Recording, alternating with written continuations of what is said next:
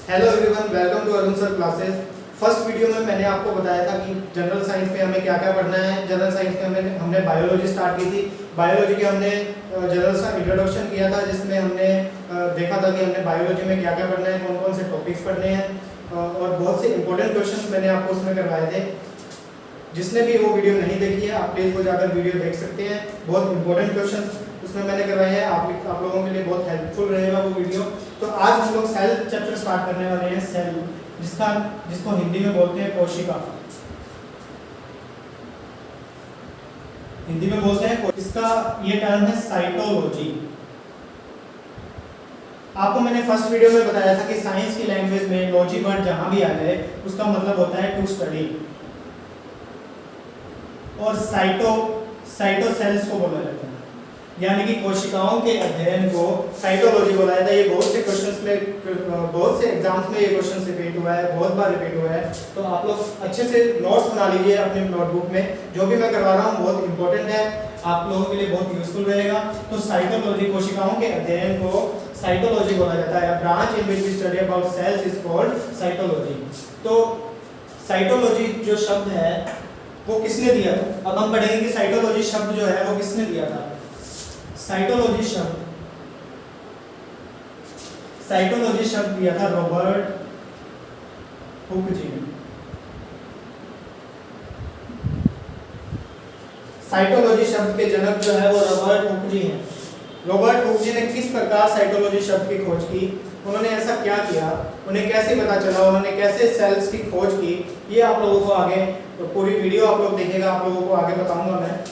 तो देखिए, सबसे पहले सेल जो है, सेल एक बेसिक यूनिट ऑफ लाइफ है। सेल एक बेसिक यूनिट ऑफ लाइफ है। सेल जो है जीवन की मूलभूत इकाई है। सेल जीवन की मूलभूत इकाई है। अब क्यों है सेल जीवन की मूलभूत इकाई? आपको मैंने फर्स्ट वीडियो में बताया था कि जब भी एग फर्टिलाइजेशन हुआ था, उसके बाद जो बनने वाली पहली स्ट्रक्चर थी वो थी एक सेल। एक सेल का निर्माण सबसे पहले हुआ था, और वो भी एक सिंगल सेल था। पर आपके एग्जाम में बहुत बार ये क्वेश्चन रिपीट होता है, बहुत से कंपटीशन एग्जाम्स में ये क्वेश्चन रिपीट हुआ है कि एक सिंगल सेल को क्या बोला जाता है। एक सिंगल सेल को बोला जाता है जाइगोट, जिसको हिंदी में बोलते हैं युग्मनज। जाइगोट इंग्लिश में बोला जाता है। तो जब ये सेल अपने आप को डिवाइड करना स्टार्ट करता है, आगे अपने आप को ये डिवाइड करता है और अपने आप को लाखों करोड़ों टुकड़ों में विभाजित कर लेता है, जिसे सेल डिवीजन बोला जाता है। और अपने आप को डिवाइड करने के बाद जो भी स्ट्रक्चर बनती है उसको बोलते हैं टिश्यूज, यानी कि उत्तक बोला जाता है, हिंदी में भी लिख दूंगा, उसको टिश्यूज बोला जाता है। और जब ये टिश्यूज अपने अपने वर्क के अकॉर्डिंग, अपने अपने सिमिलर टाइप के जो टिश्यूज होते हैं, ये चिपक कर अलग अलग ऑर्गन्स का निर्माण करते हैं। जैसे हमारे लंग्स हो गए, हमारी किडनी हो गई, हार्ट हो गया, ब्लड हो गया। तो ये अलग अलग ऑर्गन्स का निर्माण करते हैं, और अलग अलग ऑर्गन्स मिलकर ऑर्गन सिस्टम बनाते हैं। ये सब कुछ मैं फर्स्ट वीडियो में बता चुका हूँ, आप लोग प्लेलिस्ट में जाकर देख सकते हैं। ऑर्गन सिस्टम बनता है, और ऑर्गन सिस्टम के बाद हमारी बॉडी बनती है। ऑर्गन सिस्टम से मिलकर हमारी बॉडी बनती है। तो इसलिए अगर सेल नहीं होगा तो बॉडी नहीं बनेगी, क्योंकि सेल एक सिंगल सेल से ही टिश्यूज बनते हैं, टिश्यूज से ही ऑर्गन बनते हैं, और ऑर्गन सिस्टम बनता है, और फिर हमारी बॉडी का निर्माण होता है। इसलिए सेल को बेसिक यूनिट ऑफ लाइफ बोला जाता है, जीवन की मूलभूत इकाई बोला जाता है, और सबसे स्मॉलेस्ट यूनिट भी बोला जाता है। और जो दूसरी मेन क्वालिटी है एक सेल की, वो है कि यह एक स्ट्रक्चरल एंड फंक्शनल यूनिट है। सेल एक स्ट्रक्चरल एंड फंक्शनल यूनिट है, संरचनात्मक व क्रियात्मक इकाई। सेल जो है एक संरचनात्मक और क्रियात्मक इकाई है। संरचनात्मक यानी कि स्ट्रक्चरल यूनिट कैसे है, क्योंकि पूरी की पूरी स्ट्रक्चर जो भी है उसका निर्माण एक सेल से ही हुआ है, इसलिए यह एक स्ट्रक्चरल यूनिट है। और फंक्शनल यूनिट ये कैसे है, क्योंकि जो भी सेल होते हैं वो अपने वर्क के अकॉर्डिंग वो अपने वर्क के अकॉर्डिंग अलग अलग जगह पर डिवाइड होते हैं और टिश्यूज के रूप में चिपक कर वो एक ऑर्गन का निर्माण करते हैं। जैसे कि एक ऑर्गन है, जैसे कि हमारा माइंड है, माइंड का काम होता है कंट्रोल करना हमारी बॉडी को, लेकिन वो काम माइंड नहीं करता है, वो काम माइंड के सेल्स करते हैं।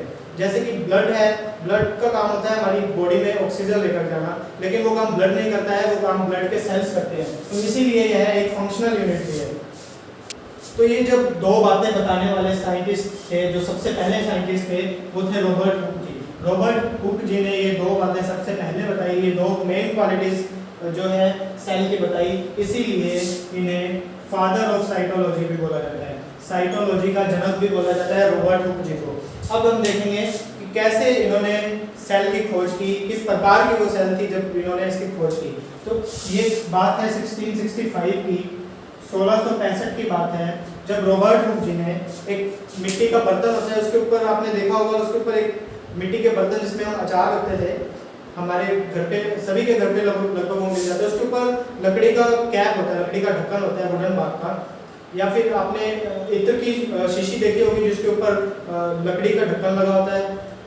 अगर वो भी नहीं देखा तो आपने शैंपेन की बोतल पर जरूर देखा होगा कि शैंपेन की बोतल पर भी एक लकड़ी का ढक्कन लगा होता है, लकड़ी का कैप लगा होता है। तो उसी प्रकार की एक स्ट्रक्चर उन्होंने ली, जिसका नाम, इसी प्रकार की स्ट्रक्चर उन्होंने ली और उसको उन्होंने माइक्रोस्कोप पे रखा, तो उनको उस पर इस प्रकार की बेंजीन जैसी एक स्ट्रक्चर दिखाई दी।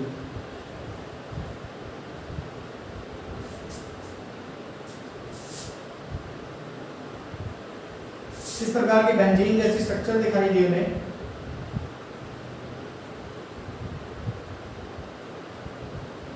इस प्रकार की बेंजीन जैसी स्ट्रक्चर दिखाई दी और उन्होंने ध्यान से देखा तो इसके अंदर कुछ होल्स थे। इन होल्स को उन्होंने रूम नाम दिया, रॉबर्ट हुक जी ने रूम नाम दिया कि इसके अंदर तो रूम से बने हुए हैं। और उन्होंने और ज़्यादा अच्छे से देखा तो ये तो बहुत सारे रूम्स इसमें बने हुए हैं, जिस प्रकार मधुमक्खी का छत्ता होगा, आपने देखा होगा जरूर, मधुमक्खी के छत्ते में जिस टाइप से होल्स बने होते हैं उसी टाइप से उन्होंने इसमें होल्स देखे और इन्हीं रूम्स को उन्होंने सेला नाम दिया और इसी को आगे चलकर सेल बोला गया, इसी को आगे चलकर सेल बोला गया। अब प्रॉब्लम क्या थी, जो रॉबर्ट हुक जी ने इसकी खोज की, तो ये जो सेल की इन्होंने खोज की, ये थे मृत कोशिकाएं, ये मृत कोशिकाएं थी। मृत कोशिकाएं मतलब डेड सेल्स थी। तो आपके एग्जाम में क्वेश्चन किस टाइप से आता है कि सबसे पहले मृत कोशिकाओं की खोज किसने की, तो सबसे पहले मृत कोशिकाओं की खोज रॉबर्ट हुक जी ने की। उन्होंने मृत कोशिकाओं की जो खोज की, उसमें जिस स्ट्रक्चर का उन्होंने यूज किया उसको क्या बोला जाता है, तो जिस कैप का, जिस वुडन बार्क का, लकड़ी की छाल का उन्होंने प्रयोग किया था, उसको कॉर्क टिश्यू बोला जाता है। कॉर्क टिश्यू, उसको कॉर्क टिश्यू बोला जाता है। मोस्ट इंपोर्टेंट क्वेश्चन है, हर एग्जाम में क्वेश्चन ये रिपीट होता है, आपको आने वाले एग्जाम्स में जरूर इस पूरे मैटर में से आपको जरूर क्वेश्चन देखने को मिलेगा। तो कॉर्क टिश्यू का रॉबर्ट हुक जी ने प्रयोग किया, उन्होंने रूम नाम दिया, उसके अंदर जो भी होल्स थे उसको सेला बोला गया। ये जो दोनों वर्ड्स हैं ये जो है लैटिन वर्ड्स हैं, सेला नाम बोला गया और इसी सेल को आगे चलकर सेला बोला गया। तो इस प्रकार रॉबर्ट हुक जी ने साइटोलॉजी में, कोशिका विज्ञान में अपना योगदान दिया और सेल शब्द की उत्पत्ति की, और रॉबर्ट हुक जी को फादर ऑफ साइटोलॉजी बोला जाता है। तो इस प्रकार बहुत से साइंटिस्ट आए जिन्होंने साइटोलॉजी में अलग अलग इन्वेंशंस की, अलग अलग बातें बताई। नेक्स्ट साइंटिस्ट हम पढ़ेंगे जिन्होंने साइटोलॉजी के बारे में, कोशिकाओं के बारे में कुछ खोज की, जिनका नाम था A.V. ल्यूवेनहोक, Antony von ल्यूवेनहोक, A.V. ल्यूवेनहोक, जिसे बोला जाता है एंटोनी वॉन ल्यूवेनहोक। ये बात है 1676 की, 1676 की। ये जनाब नहा रहे थे और इनके नाखून के, इनके नेल्स के अंदर कुछ ब्लैक सा मिट्टी जमी हुई थी। इन्होंने जब उसे बाहर निकाला और अपने इलेक्ट्रॉन माइक्रोस्कोप पर रखा तो उसके अंदर उन्हें कुछ चलता हुआ कुछ सूक्ष्म जीव दिखे, कुछ माइक्रोब्स दिखे। और उन्हीं माइक्रोब्स को उन्हीं माइक्रोब्स को इन्होंने बैक्टीरिया नाम दिया। उन्हीं माइक्रोब्स को इन्होंने बैक्टीरिया नाम दिया और ये पहले लिविंग सेल थे, पहली जीवित कोशिका थी जो कि एंटोनी वॉन ल्यूवेनहॉक जी ने खोज की।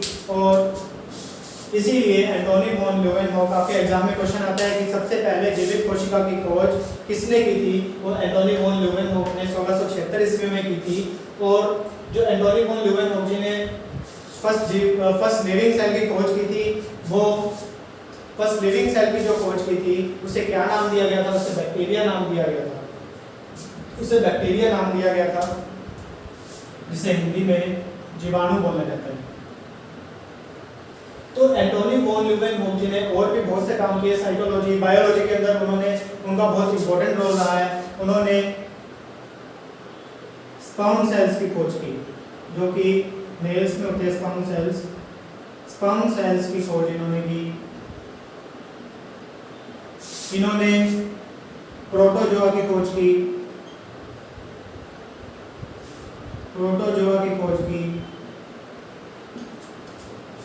इन्होंने आरबीसीज की खोज की।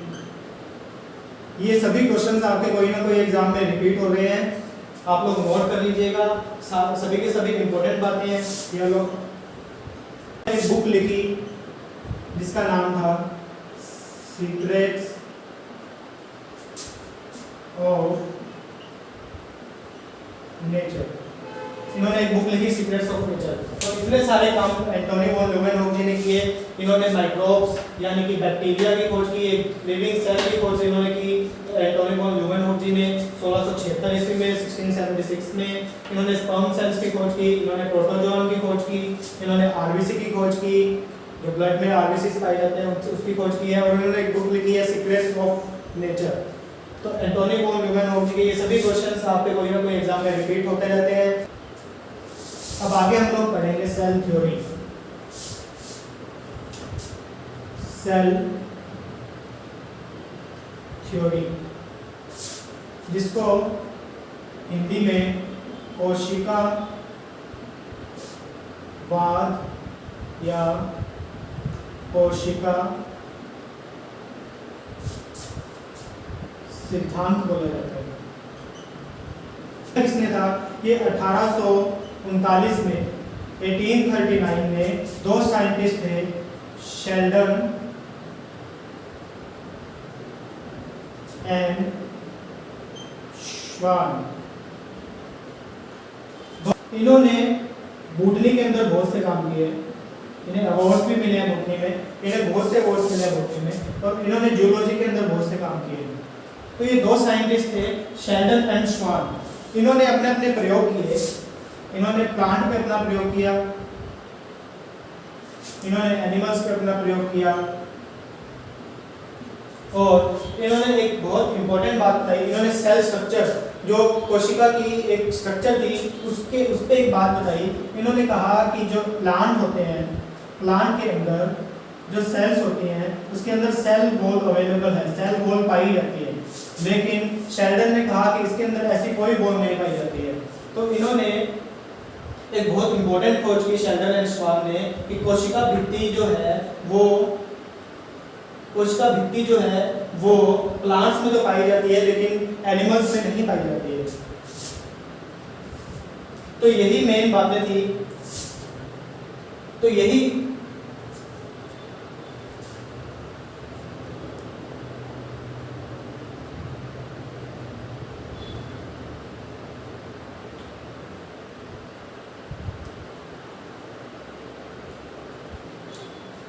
और उसके बाद एक बहुत इंटरेस्टिंग सी बात, एक साइंटिस्ट आए जिनका नाम था रुडोल्फ विर्चो। एक साइंटिस्ट थे रुडोल्फ विर्चो। इन्होंने एक लाइन दी, एक स्टेटमेंट दी, ओमनी सेल्यूला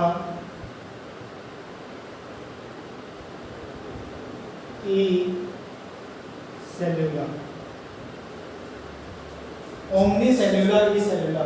तो इसका मतलब क्या होता है सर? इसका मतलब होता है आपको बताऊंगा। सेल्यूलर का मतलब होता है सेल, ई का मतलब ये लैटिन वर्ड है, इसका मतलब होता है टू, सेल टू सेल, और ओमनी का मतलब होता है प्री एग्जिस्टिंग। इन भाई साहब ने कहा, इन रेडोल्फ विर्चो जी ने कहा कि जो नई कोशिकाओं का निर्माण होता है वो पुरानी कोशिकाओं से ही होता है। नई कोशिकाओं का निर्माण पुरानी कोशिकाओं से ही होता है। जैसे कि एक सिंगल कोशिका अपने आप को विभाजित करके नई कोशिका बनाती है, तो उसी प्रकार इन्होंने कहा कि प्री एग्जिस्टिंग जो सेल्स होती हैं उसी से ही न्यू सेल्स बनती हैं, और जो प्री एग्जिस्टिंग सेल्स होती हैं उसको इन्होंने नाम दिया पेरेंट सेल। पेरेंट सेल, जिसको हिंदी में मातृ कोशिका, मातृ या पितृ कोशिका कुछ बोलते हैं, मातृ कोशिका बोला जाता है। और जो अब डिवाइड करने के बाद जो सेल्स बनती हैं उनको डॉटर कोशिका,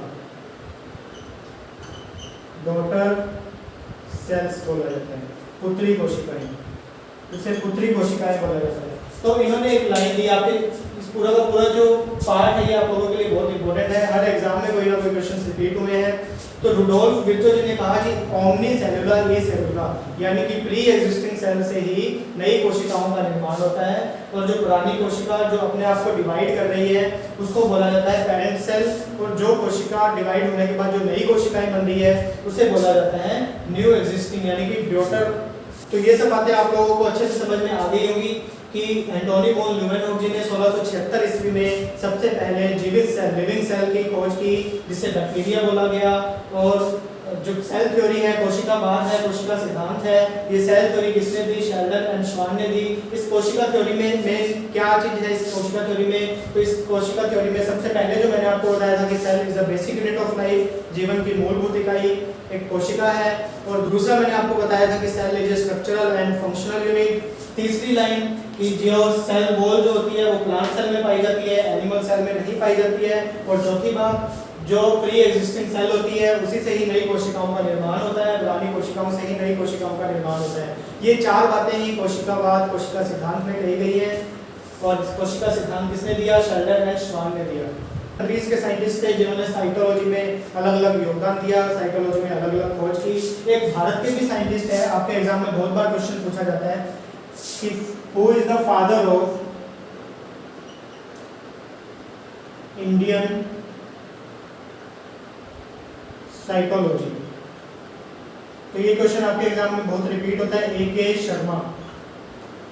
भारतीय कोशिका विज्ञान के जनक कौन है? ए.के. शर्मा। भारतीय कोशिका विज्ञान के जनक कौन है? ए.के. शर्मा। तो ये पूरा का पूरा जो पार्ट है आप लोगों के लिए पूरा बहुत इंपॉर्टेंट है, ये पूरा पार्ट आप लोगों के लिए बहुत इंपॉर्टेंट है।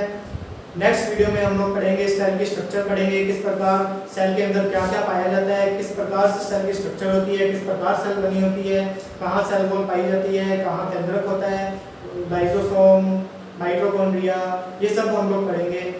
जिसने भी चैनल सब्सक्राइब नहीं किया है प्लीज़ चैनल सब्सक्राइब कर दीजिए और वीडियो को लाइक कर दीजिए। Thank you so much.